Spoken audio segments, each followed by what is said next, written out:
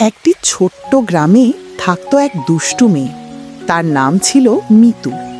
মিতু খুব মিষ্টি হলেও সারা দিন দুষ্টুমি করাই ছিল তার কাজ। কখনো মায়ের কথা না শুনে খেলতে চলে যেত, কখনো বই খুলে রেখে পুতুল নিয়ে বসে পড়ত, আবার কখনো বন্ধুদের জিনিস লুকিয়ে মজা করত। একদিন মিতু মায়ের বারণ শুনল না। মা বলেছিল, মিতু, আগুনের পাশে যেও না। কিন্তু দুষ্টু মিতু শোনেনি। সে আগুনের পাশে খেলতে গিয়ে হঠাৎ ভয় পেয়ে পড়ে গেল। ভাগ্য ভালো, মা সঙ্গে সঙ্গে তাকে বাঁচিয়ে নিলেন। মিতু খুব ভয় পেয়ে কেঁদে ফেলল।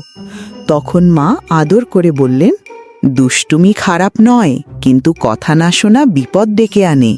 সেই দিন থেকে মিতু বুঝে গেল, বড়দের কথা শোনা জরুরি, দুষ্টুমি করতে হলেও সাবধান হতে হয়।